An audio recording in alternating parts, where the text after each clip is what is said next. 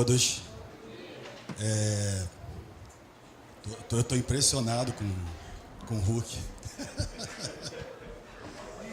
Bom, gente, primeiro falar da importância que tem participar do projeto, em estar, na verdade, seu incentivo, né, muito daquilo que a gente acredita, né, e de dizer para vocês, nesse momento tão próximo à prova, da importância que tem a preparação. Né? Essa preparação que não é feita de um dia para o outro, mas que é feita ao longo de toda a educação básica, né, e no ensino médio especificamente.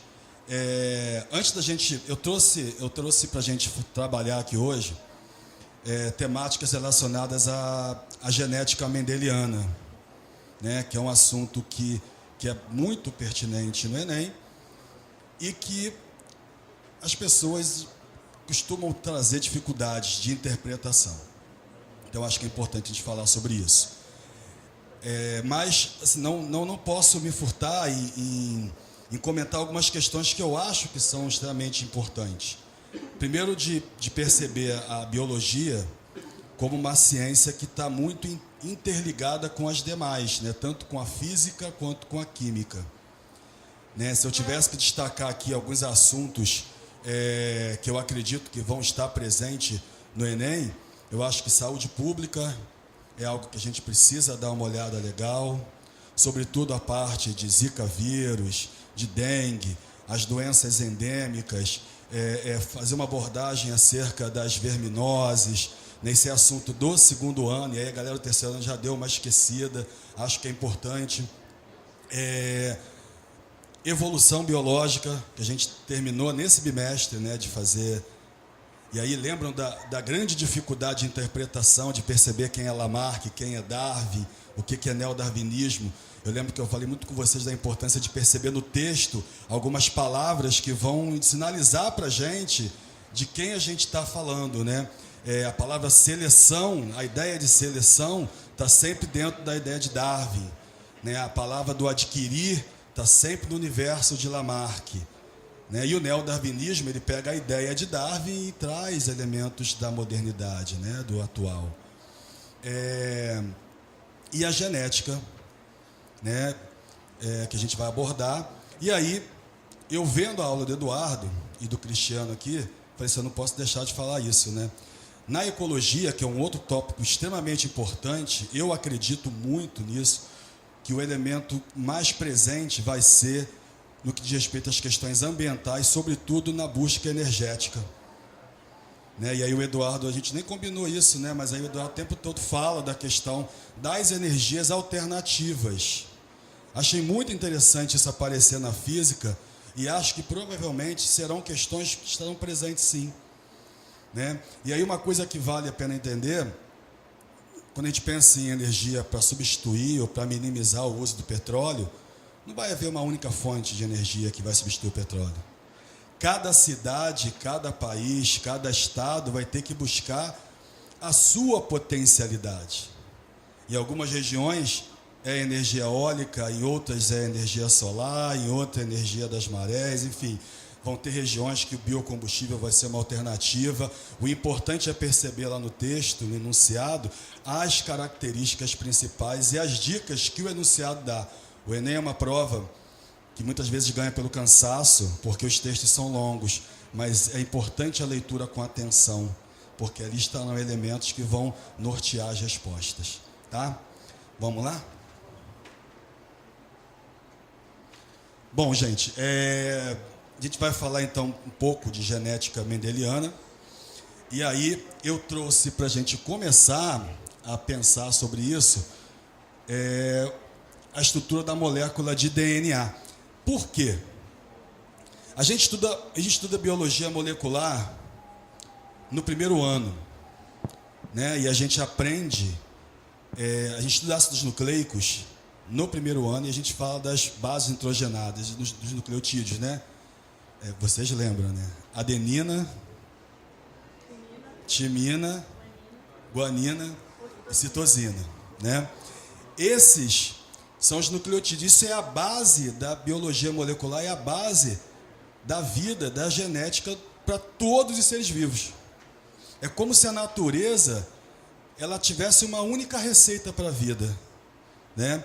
Desde a bactéria até o ser humano, todos nós somos frutos da manifestação genética que se dá por meio do código genético que está aqui, nessas moléculas. E às vezes, quando a gente... E aí uma coisa interessante, né? Mendel, ele apresenta as teorias no final do século XIX. E a gente só tem o modelo de DNA identificado em 1949. Então, quando Mendel fala da hereditariedade e apresenta a genética para o mundo, ele não conhecia a molécula de DNA. E por muitas vezes a gente estuda a genética sem saber que estamos falando exatamente disso. A gente está falando de DNA, da manifestação genética, da tradução desses códigos genéticos. E aonde é que está a molécula de DNA? Onde que essa molécula está presente dentro da célula? Passa para mim. Nas estruturas que chamamos de cromossomos, né? Os cromossomos são as estruturas biológicas onde as moléculas de DNA estão constituídas, né? Então, dentro de um mesmo cromossomo, a gente tem várias sequências de DNA. Dentro de um mesmo cromossomo, a gente tem vários códigos genéticos. Esses códigos genéticos, cada sequência dessa de DNA, ela caracteriza-se por um gene. Então, quando na genética a gente fala de o gene A, o gene B, o gene C, o gene T, né? Quem é esse gene? É o código, é a sequência de nucleotídeo que vai resultar na tradução e na síntese de uma proteína, né? Eu acho importante que a gente comece a falar de genética por essa análise lá da molécula de DNA. E aí eu coloquei aqui um esqueminha de um cromossomo mostrando, né, genes diferentes. Aqui são cromossomos que nós chamamos de cromossomos homólogos. O que são cromossomos homólogos? Quando tem a fecundação, cada cromossomo do espermatozoide procura o seu par, né, no óvulo. E esses cromossomos que formam pares são chamados de cromossomos homólogos. E aí, esses cromossomos homólogos, eles trazem os mesmos genes, mas não da mesma forma. E aí, quando eles formam pares, esses genes que estão nos cromossomos homólogos formarão o que nós chamamos de alelos. Eu não vou perguntar se vocês lembram, porque eu tenho certeza absoluta disso. Todo mundo lembra disso. Então, genes alelos são os genes que estão em cromossomos homólogos e que, portanto, estão envolvidos na manifestação da mesma característica. E essa característica ela irá se expressar dependendo da combinação que esses genes alelos terão, tá? E aí, eu sintetizo aqui a ideia da primeira e da segunda lei de Mendel.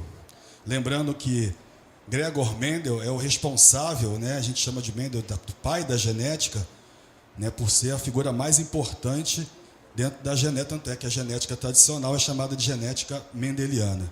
E aí Mendel, ele apresenta duas leis. A primeira lei, que fala das características que estão destinadas à determinação de um único caráter. Quando a gente estuda, por exemplo, cor de olhos, eu falo lá, uma pessoa um gene A, azão, né, com gene azinho, forma um alelo heterozigoto, lembram disso? Azão, azinho, e a pessoa tem olhos castanhos. Sempre que eu estou analisando uma característica, eu estou falando da primeira lei de Mendel. Na segunda lei, Mendel atribui a relação, na verdade, ele começa a estudar mais de uma característica ao mesmo tempo. E essas características podem ou não estar relacionadas, né? A gente tem gene que se manifesta e interfere em outro. A gente tem gene que, a grande maioria deles, né, são de segregação, que chama de segregação independente. Sempre que eu ver isso denunciado, gene de segregação independente, eu estou falando de genes que não interferem. Por exemplo, uma pessoa pode ter olhos claros e ter cabelo crespo. Ter cabelo crespo e ter olhos escuros né, a cor dos olhos não influencia no tipo de cabelo. Tá? Então, são genes independentes. Outra informação importante, antes de a gente começar a analisar alguns exemplos, é quanto ao tipo de cromossomo. Né? Os cromossomos sexuais, eles têm características específicas. Então, no genoma humano, a gente tem 23 pares de cromossomos. Um desses pares são os cromossomos sexuais, XX para mulher ou XY para homem. E alguns aí indefinidos, como Batman e Robin, né? Vocês me sacanearam pra caramba. Eu fiquei só pensando como que eu ia responder tudo isso, mas me aguardem, né? Bom, e todos os demais cromossomos estão no que a gente chama de genes autossômicos. Vai aparecer muito isso. Quem tem estudado aí as questões na internet tem visto muito isso. Em genes autossômicos. São genes que não estão nos cromossomos sexuais. Tá? Os genes que estão nos cromossomos sexuais vão manifestar características que vão ser específicas em homens e mulheres. Vão ter manifestações diferenciadas. A gente viu isso, por exemplo, hemofilia, daltonismo, lembram? São genes que estão nos cromossomos sexuais e que, por isso, eles podem ser exclusivos. Se uma característica está no cromossomo Y, por exemplo, só vai se manifestar em homens. Se tiver no cromossomo X, se manifesta em homens e mulheres, mas com manifestação diferenciada. Tá? Bom, essa é uma questão da FUVEST, né? É um dos vestibulares mais difíceis do Brasil, né? 2 genes alelos atuam na determinação da cor de semente de uma planta. Essa é uma questão ligada à primeira lei de Mendel. Tá? Um gene azão dominante determina a cor púrpura. E seu alelo recessivo, azinho, determina a cor amarela. A tabela abaixo apresenta resultados de vários cruzamentos feitos com diversas linhagens dessa planta. Aí tem a tabela. O que ele quer que a gente encontre na alternativa? Para a gente marcar a alternativa que apresenta um genótipo azão, azinho, as linhagens. Ou seja, quando eu olho a tabela, eu vejo que ele coloca 1 versus azinho, azinho. O 2 versus azinho, azinho. 3 versus azinho, azinho. O 4, o azinho, azinho. Em qual dessas aqui, o alelo que está cruzando é o heterozigoto? É isso que ele está perguntando. Estão entendendo, gente? Ele pergunta o seguinte: dos 4 cruzamentos, 1, 2, 3, 4, quais o alelo que está faltando é o alelo heterozigoto? Como é que eu vou fazer isso? Eu tenho que fazer os cruzamentos e analisar as respostas, né?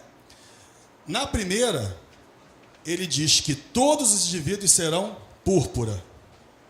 Correto? Todos os indivíduos serão púrpura.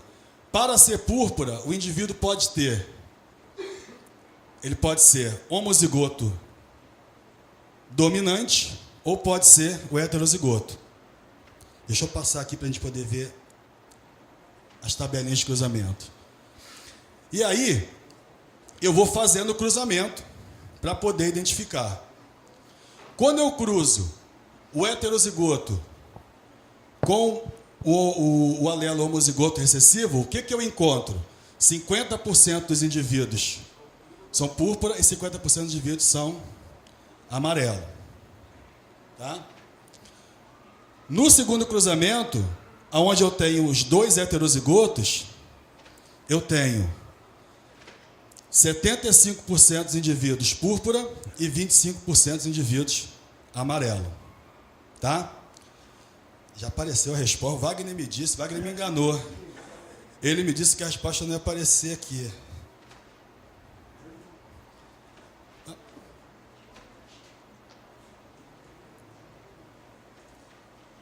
Vou voltar mais uma vez. Aqui. Aí, aonde que eu vou encontrar isso? Quando eu boto o heterozigoto aqui, azão, azinho versus azinho, azinho, eu tenho 50% púrpura e 50% amarelo. Ou seja, corresponde com o resultado. Quando eu coloco o heterozigoto aqui, eu tenho 75% púrpura e 25% amarelo. Corresponde também com o resultado.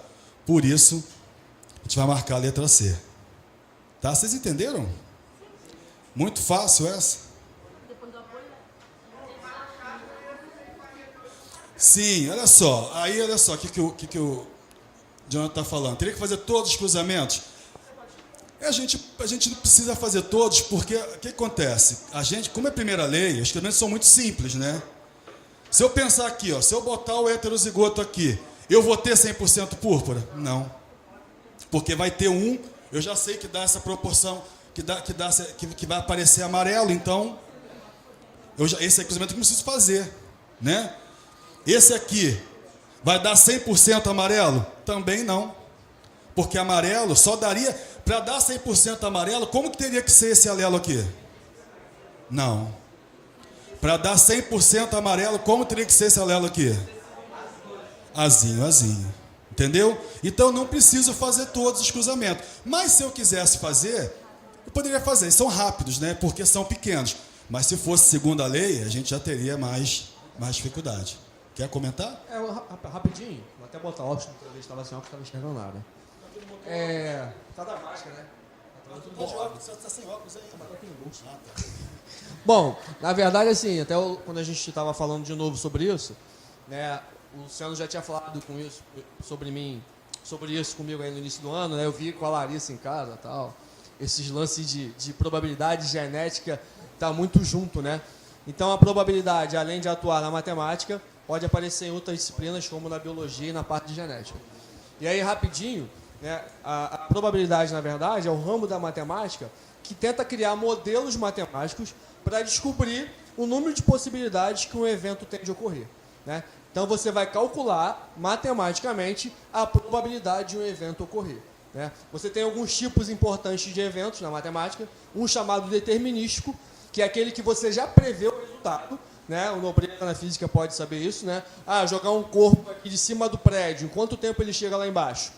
Você não precisa jogar o corpo para saber. Você sabendo algumas variáveis de tempo, massa, né, você consegue prever esse tempo sem ter que fazer aquilo, né? Então a probabilidade não pega esses tipos de experimento. Ela pega o experimento aleatório, que é aquele que você vai repetir infinitas vezes e você pode ter infinitos resultados, né? Você não tem como acertar o resultado, mas você tem como prever, né? Então, assim, na verdade, a probabilidade, basicamente, pelo que eu vejo da biologia, o que cai é aquela fórmula mais básica, né, que é aquela fórmula inicial, para você calcular a probabilidade. É o número de elementos do evento. O que é o evento? É aquilo que você quer descobrir, por exemplo, acho que aqui um púrpura ou se é amarelo, isso é evento, dividido pelo espaço amostral, que a gente representa pela letra U, que é o universo. Então é tudo que está acontecendo, né?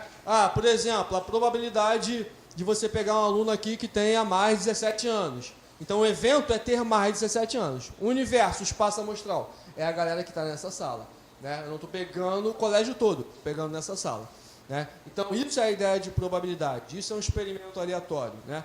Então, passa aí para mim rapidinho. Aqui foi bem simples, pelo que eu percebi do quadro aqui, né? O que ele queria, o importante é aquele azão grande lá, né? Então você tem duas possibilidades em 4. Então ali, o teu evento é aquele azão ali, são 2. O espaço amostral, o universo ali, são quem? 4. E aí você tem 1 sobre 2, 0,5, né? Às vezes, o exercício, na matemática, a maioria dos casos, ele deixa até em fração, né? A probabilidade de 1/2, 1/3, 1/5. Às vezes, você vai transformar isso numa taxa percentual. E aí, para passar para a taxa percentual, né, 1 sobre 2, 0,5. Como é percentual, você vai andar 2 casas para a direita, com a vírgula, né? E daria 50%. Como aqui, acho que o importante é esse azão grande aqui, né? Por isso que é 75%. Você tem 3 chances em 4. E aí, dividindo 3 por 4, você acha 0,75. Isso aí, para porcentagem, você vai andar 2 vezes com a vírgula, 75%. Né? E o que sobrou, 25%.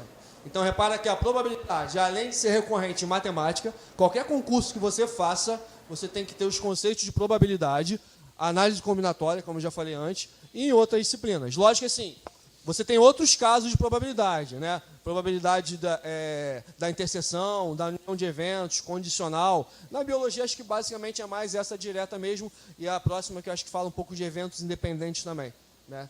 Que o Luciano vai comentar aí.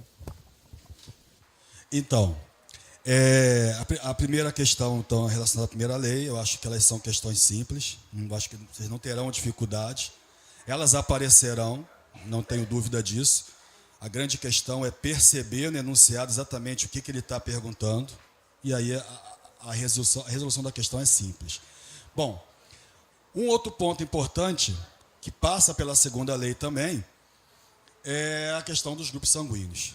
Aqui, eu trouxe esse ponto, porque eu acho que quando a gente trabalhou com genética, foi aonde nós tivemos mais dificuldade, né?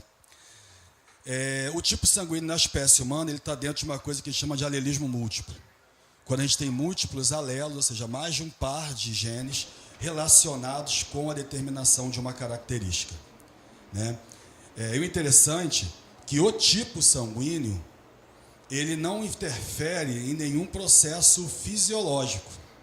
A única importância biológica que apresenta é quando se pensa em transfusão de sangue, né? Por isso que a ciência demorou um tempo para perceber que os tipos sanguíneos eram diferentes. Só descobriu isso à medida que começou a fazer transfusão de sangue e as pessoas morriam. E aí o que se descobriu? Descobriu que existia a presença de uma proteína chamada de aglutinogênio. Essa proteína, ela se apresenta de duas formas. Ela pode ser do tipo A ou do tipo B. Uma pessoa pode apresentar apenas a proteína do tipo A, ela pode apresentar apenas a proteína do tipo B, ela pode apresentar a proteína A e a proteína B, e ela pode não apresentar aglutinogênio. A partir, então, da presença do aglutinogênio, como eu apresento aqui, é que se criou os grupos sanguíneos. Quando que o indivíduo vai ser do grupo AB? Quando ele tiver os dois aglutinogênios nas suas hemácias. Quando que ele vai ser do grupo A? Quando ele tiver apenas o aglutinogênio A. Quando que ele será do B? Quando ele tiver apenas o aglutinogênio B. Grupo O, quando ele não tiver aglutinogênio. Por que isso é importante? É essa proteína que vai ativar no nosso corpo a resposta imunológica. E aí eu posso estabelecer uma relação entre a genética e a fisiologia. Como é que o nosso imunológico ele funciona? Ele é ativado contra aquilo que eu não tenho. Então, sempre que uma proteína, um antígeno, né, a gente chama de antígeno na biologia, algo estranho, entra no meu corpo, o meu corpo reage, né, imunologicamente. Essa reação, ela parte pela produção de anticorpos, que a gente chama aqui de aglutinina. Quem é a aglutinina? São os anticorpos produzidos contra o aglutinogênio. Então, mas se o indivíduo tem os dois aglutinogênios, ele precisa produzir aglutinina? Não. Se o indivíduo tem apenas o aglutinogênio A, ele vai produzir qual aglutinogênio? Aglutinina. Anti-B. Se ele tem apenas a B, ele produz o anti-A. Se ele não tem nenhum dos dois, ele produz anti-A e anti-B. A presença do aglutinogênio está ligada a um gene dominante isão. Sempre que o isão aparecer, ele vai ter que estar indicando se ele determina o aglutinogênio A ou o aglutinogênio B. Então, geneticamente, para o indivíduo ser AB, qual o genótipo dele? Isão A, isão B. O indivíduo A e o indivíduo B, eles têm as opções homozigoto e as opções heterozigoto. E aí eu tenho que estar atento a isso, tá? O enunciado ele precisa me fornecer algum elemento para que eu consiga identificar se aquele indivíduo A ou B, se ele é homozigoto ou heterozigoto.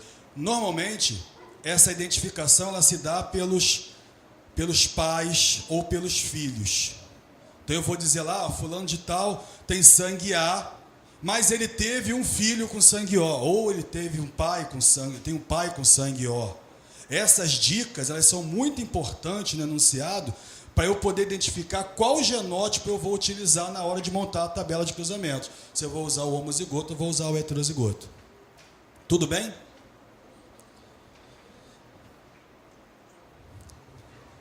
Quanto à transfusão de sangue, eu coloquei aqui um esqueminha. Quem tem AB, quem é sangue AB, pode receber todos os tipos sanguíneos, porque ele tem aglutinogênio A e aglutinogênio B. Então ele pode receber A, ele pode receber B, ele pode receber O. O O saiu da posição. Quem é do sangue A, pode receber dele mesmo e do O. Quem é do B, pode receber dele mesmo e do O. E quem é do O, só recebe de quem? Do O. Um outro fator importante que a ciência descobriu posteriormente foi o fator RH. Nesse caso, é ter ou não. Então, se o indivíduo tem o RH, ele é chamado de RH positivo. Se ele não tem essa proteína, ele é chamado de RH negativo. E aí vale a mesma regra do sistema imunológico. Se eu tenho, eu posso receber de quem não tem. Mas quem não tem, não pode receber de quem tem. Então, quem tem RH positivo, recebe o sangue do RH negativo. Mas o contrário, não pode. Né? Então, quem é o sangue receptor universal? AB positivo. Quem é o sangue doador universal? O negativo. Tá? Ou seja, uma pessoa que tem sangue AB positivo, AB negativo, não pode receber o sangue O positivo. Ah, mas quem tem sangue AB não recebe de todo mundo? Sim. Mas eu tenho que considerar o fator RH como elemento importante. E aí, o Cristiano depois vai fazer essa abordagem, isso na genética é olhado como eventos independentes. Existe uma chance de ter do tipo sanguíneo e existe outra chance do fator RH. Tá? E aí que você vai entrar, Cristiano. Mas, vamos ver. Vamos lá. Um casal que ambos os cônjuges possuem tipo sanguíneo AB, ou seja, pai e mãe têm sangue AB. Tá? Quais os possíveis tipos sanguíneos dos seus filhos? Isso é uma pergunta. Então são duas questões. Qual os possíveis tipos sanguíneos dos seus filhos e qual a probabilidade de terem uma criança do sexo feminino com sangue tipo AB? Então eu tenho duas perguntas para estar respondendo, tá? Para eu poder responder a primeira pergunta, quais os tipos sanguíneos dos seus filhos, eu preciso montar a tabela de cruzamento. E aí eu monto a tabela de cruzamento. Eu vou analisar a questão de ter quais os tipos sanguíneos possíveis. Os dois são AB. Então, quando eu monto a tabela de cruzamentos, eu coloco os gametas, masculinos e femininos, a ordem, vocês sabem que não interfere, e monto a tabela de cruzamento. O que apareceu para a gente? Quais os tipos sanguíneos possíveis? Esse casal pode ter um filho do sangue A, pode ter um filho do sangue B, e pode ter um filho do sangue AB. Nessa primeira parte, não se pergunta qual a chance. Então, quais são os tipos sanguíneos possíveis? Então, quais são os possíveis? A, B e AB. Né? Aí, eu vou lá para a alternativa. Ué, cadê as alternativas? Aqui. Eu vou para as alternativas. Não vou analisar essa parte aqui ainda. Né? Quais são os tipos sanguíneos? A, B e AB. Aonde eu tenho essa possibilidade? Na A, na C e E. Correto? Então, essas três poderiam ser. Eu já descarto a letra B e letra D. Mas aí eu tenho a segunda parte da questão, que é qual a probabilidade de terem uma criança do sexo feminino com tipo AB. É aí, ó. Qual é a chance de um casal ter uma filha? Oi? 50%, essa, né? Porque embora pode errar, né? Ou é sexo masculino ou é do sexo feminino. Então a chance de ser menina é de 50%, né? Qual a probabilidade que deu do casal ter um filho com tipo AB? Vocês lembram? Precisa voltar na tabela? Muito bom. Jonathan está atento, né? Tá. Ele está prestando atenção porque está gravando, ele está prestando atenção. O namorado está perto. Apareceu 2 vezes em 4, né? Então 50%. Então eu tenho 50% de chance de ter uma filha e 50% de chance que essa filha tenha sangue AB. E aí, Cristiano, como é que avalia? Então, se você reparar, esses eventos aí que eu tinha falado antes, aqui é um caso de probabilidade chamado de eventos independentes, como você também falou na biologia, que tem alguma coisa de independente também, né? Mais ou menos a mesma ideia. O que é a probabilidade dos eventos independentes? Um evento, a ocorrência de um evento acontecer não interfere no outro evento. Então você vai calcular a probabilidade de um, a probabilidade do outro e vai multiplicar. Né? Mesmo que você tenha 2, 3, 4 eventos acontecendo, o resultado da probabilidade é o produto de cada uma delas. Né? Então esse 1 meio aqui já está simplificado, porque você tem 2 ali, né, do ABzão lá, em 4. Simplificamos 1 sobre 2. E a probabilidade de nascer feminino, ou se fosse masculino, não afetaria, seria 1 sobre 2. Só toma cuidado na multiplicação de 2 frações para não errar no final, né? Porque às vezes o cara vai lá, faz tudo certinho e no final lá geral 10 erra. Né? Multiplicação de fração, você tem que tirar quem? O Não, já vai falar o pi. Não. MNC você só faz se você tiver soma ou subtração de fração. Multiplicação de fração, você multiplica numerador por numerador, denominador por denominador. Repara que são coisas básicas, mas você erra às vezes o básico. Ou pela pressa, ou por ter esquecido. Então eu multiplico 1 vezes 1, que dá 1, e 2 vezes 2, que dá 4. Né? Você também poderia usar aqueles lances do cerol lá, passar o cerol. Né? Se você tivesse 1 meio, 2 sobre 6, por exemplo, quando você multiplica 2 frações, você pode simplificar qualquer número de cima com qualquer número de baixo. Não necessariamente na mesma fração. Você pode simplificar o numerador de uma com o denominador da 10ª fração, por exemplo. Né? Não precisa ser exatamente o numerador da mesma fração com o denominador. Essa ordem não importa. Você só não pode simplificar quando você tem um produto, 2 de cima com 2 de baixo. Não. Isso só quando tem uma igualdade separando. Então essa probabilidade aqui é chamada de eventos independentes. Sempre que você perceber isso, você vai multiplicar todas as probabilidades. 1/4. Se ele pedisse lá em porcentagem, você ia dividir isso e andar 2 vezes com a vírgula para saber a casa decimal.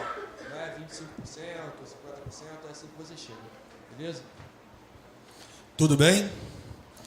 Então, qual é a resposta? Letra C. Né? Os tipos sanguíneos A, B e AB e a probabilidade 1/4. Por que essas questões são muito simples? Mas na hora da pressa, a gente acaba se confundindo, porque se você não considerar essa questão dos fatores independentes, né, e não fazer a multiplicação da fração, qual era a ideia de qual questão que você poderia marcar? A letra E, né?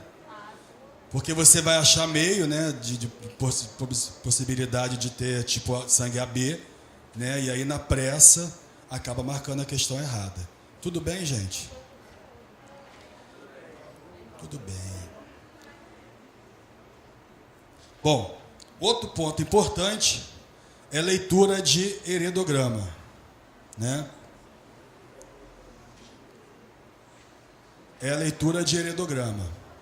O heredograma, ele é uma representação de um histórico familiar. Né? Ele vai abordar sempre uma história genética dentro de uma família, normalmente buscando analisar o indivíduo da última geração. Primeiro passo para poder resolver uma questão com o heredograma é eu entender quem são os símbolos que estão dentro de um heredograma. Né? A gente trabalhou bastante isso, acho que vocês não têm dificuldade. Né? Quadrado é o que no heredograma? Masculino. Eu estou impressionado com você. Eu sei disso. Inclusive eu paguei a aposta, mas você também perdeu. Né? A bolota é o que? Mulher. Se tiver marcado, quem estiver marcado apresenta a característica. Tá? Que característica? Que eu estiver pesquisando. Se eu estiver pesquisando uma doença, se assim, o heredograma baixo apresenta o histórico familiar em relação a uma doença tal. Todos que estão marcados têm aquela doença. Tá? Eu tenho que estar atento que esse símbolo aqui, ó, representa filhos, e quando eu ligo os indivíduos, eu estou representando aqui um cruzamento que vai gerar um descendente. Tá? Nós temos ainda a possibilidade de aparecer um símbolo de natimorto, lembra como é? Aquele com uma bolinha pequenininha, que é o natimorto? É um abortamento. Algumas doenças genéticas se caracterizam por morte espontânea do feto, então isso aparece dentro de um heredograma. Agora, para que o heredograma possa me dar uma ideia bem próxima da realidade, eu preciso ter bastante informações. Então, quanto maior o heredograma, quanto mais gerações eu tenho, mais fiel ele é à pergunta que eu vou estar fazendo. Tudo bem? Não? Bom, o heredograma abaixo mostra uma família onde encontramos indivíduos não afetados, quadrados e círculos brancos, e afetados por uma anomalia, quadrados e círculos pretos. Essa informação entre parênteses poderia não estar no enunciado, tá, gente? Porque fazer a leitura do enunciado é algo que pode estar presente na própria questão. Então, o enunciado não é obrigado a te dizer quem tem a característica e quem não tem. A gente já sabe que todos que estão marcados vão apresentar aquela característica. Tá? E aí ele mostra aqui, ó, esse heredograma em 4 gerações.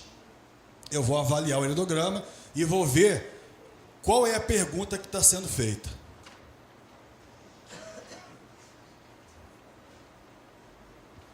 Segundo a primeira e a segunda lei de Mendel, análise desse heredograma nos permite concluir corretamente que essa é uma questão que eu vou ver quais das afirmativas estão corretas, e depois eu tenho que ver o somatório de pontos para poder marcar a alternativa. Então, como é que eu vou resolver uma questão dessa? Eu preciso analisar afirmativa por afirmativa. A primeira, ele diz ali, o padrão da herança da anomalia é autossômica dominante. Aí a gente volta no heredograma. Vocês lembram como é que vai caracterizar uma característica dominante? Lembra que eu falei com vocês, a gente sempre vai buscar no heredograma 2 situações, né? A primeira, onde eu tenho os pais sem apresentar a característica, lembram disso? E pelo menos um dos filhos com a característica. Encontrei isso no heredograma. O que eu vou poder identificar? Que essa característica aqui é uma característica o quê? Recessiva. Quando eu tenho os indivíduos, pai e mãe, com a característica e pelo menos um dos filhos sem, quando a característica está presente nos pais e o filho não, essa característica ela é o quê? Lembrando que no mesmo heredograma, a característica não pode ser dominante numa família e recessiva na outra, né? Então, quando eu olho para esse heredograma aqui, o que eu encontro? Os pais não têm e pelo menos um dos filhos, né, tem. Então, essa característica é o quê? Recessiva. A primeira afirmativa está correta? Eu estou com dificuldade com isso aqui, hein? O padrão de herança autossômica é dominante? É recessivo.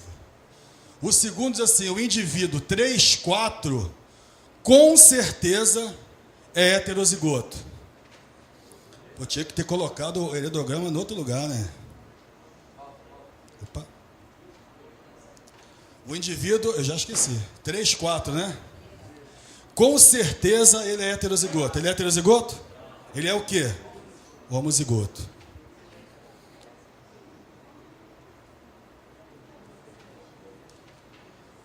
A chance do indivíduo 2, 3 ser heterozigoto é de 50%.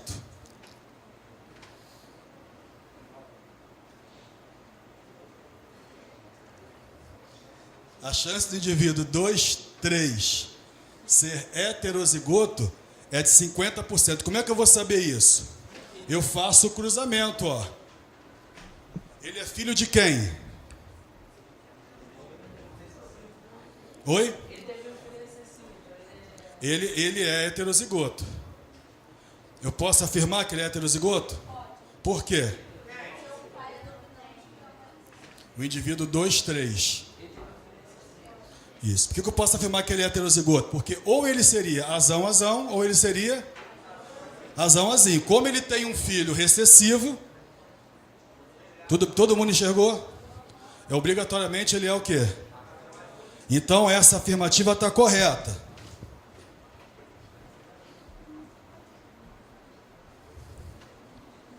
Então a 4. Não, vamos voltar. A 4. Foi a 4 que eu vi agora? Mas a chance dele ser heterozigoto é de 50%? É 100%, não está errada, né? A 8 aqui, ó. Os indivíduos do casal 2,1 e 2,2 são heterozigotos. Não, é porque eu tenho aqui. Vamos entrar aqui. O indivíduo 2,1 e 2,2 é heterozigoto. O casal não apresenta anomalia. Porém, os descendentes afetados, eles são heterozigotos. Muito obrigado. Tá? Porque se eles tivessem anomalia, teriam que ser como? Se eles tivessem anomalia, teriam que ser como? Teriam que ser recessivos. Tá? Trata-se de uma herança ligada ao sexo de padrão recessivo. Eu posso afirmar que ela é uma característica de padrão, uma herança ligada ao sexo? Pois é, eu não posso afirmar isso. Então essa também está incorreta. A possibilidade do casal 2,3 e 2,4 ter outra filha afetada pela anomalia é de 25%. Vamos avaliar, volta lá. É 2, já esqueci. É 2,3 e 2,4. Volta lá. 2,3 e 2,4. Essa família aqui. A chance de ter outro filho é quanto por cento? Então, é de 25. Eu vou cruzar dois indivíduos heterozigotos, correto? Se a gente fizer esse cruzamento aqui, a chance de ter um filho é o quê? 25%, correto. Mas desse evento acontecer 2 vezes, Cristiano, como é que faz? Então, é 1/4 de acontecer uma vez. E acontecer de novo? Quanto é que vai dar? Então, está correto essa?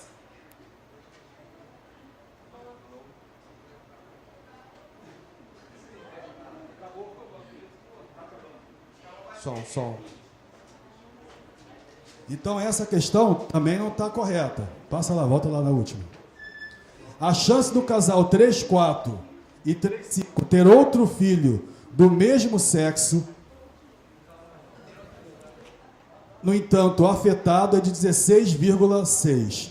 Aí, passa o slide para frente. Isso. Aí. Aí, essa questão é onde está a dificuldade, né? Ela também é verdadeira. O que eu tenho que avaliar? A chance, eu não posso afirmar com toda certeza que aquele indivíduo ele é heterozigoto. Quando eu olho no heredograma, a chance dele ser heterozigoto é de 2/3. Tá? Porque se eu fizer o cruzamento, ele tem, vai aparecer o quê? A chance dele ser heterozigoto aparece 2 vezes em 3. A chance de nascer menino, a chance de nascer menino é 1 em 12, a gente já viu isso. E de ter um casal afetado também é de meio. Então, como é que eu vou fazer para resolver? Pois o Cristiano vai me ajudar.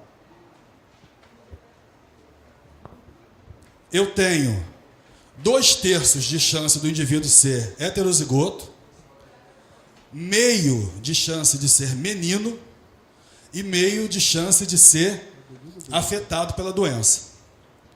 Quando eu faço isso, eu tenho 4/12. que é igual a 1 sobre 16. E aí, convertendo isso aqui para porcentagem, dá 16,6. Então, correto, nós temos o 64 e o 8. Mas eu acho que a grande questão aqui é chegar na porcentagem. E aí, Robin, como que a gente vai chegar naquela porcentagem ali? É pedido ou pedida? É uma multiplicação? É a multiplicação. Todos esses eventos aqui? Todos esses eventos aí. 2 terços, meio e meio. 1/4. Não. 2 terços, meio e meio. Beleza. Então aqui, na verdade, você vai multiplicar de novo os numeradores e os denominadores, né? Você vai fazer aí, aqui, ó, 2 terços vezes 1/2 vezes, botei o óculos, não estava enxergando nada, 1/2. Aqui você não pode simplificar muito, pode simplificar, por exemplo, esse 2 com esse 2, né? Não. Você pode simplificar esse 2 aqui, por exemplo, com esse 2 ali. E aí sobra aqui em cima? 1, embaixo, 6, 1/6. Né? Dividindo isso aí, 16,6%. É isso? Mas como é que faz isso aí? Aí você tem que dividir 1 por 6, né? Vai dar 0,16, você vai andar 2 vezes com a vírgula, né? Vai dar isso aqui, ó. Né? Se você dividir 1 por 6, vai dar isso ali. Passando isso aqui para porcentagem, você anda 2 casas, 16,6. Sempre para passar para porcentagem, divide o numerador pelo denominador. E aí você anda 2 casas para a direita. E aí você já tem a taxa percentual, 16,6%. Se eu não errei na conta. Então, gente, ó, a gente vai parar para o intervalo. Rapidinho, antes de parar. Passa aí, Fernando. Cadê aquele arquivo? Que estava com Nobreza, Luciano. Não, 2 minutos. 2 minutos a gente vai parar já.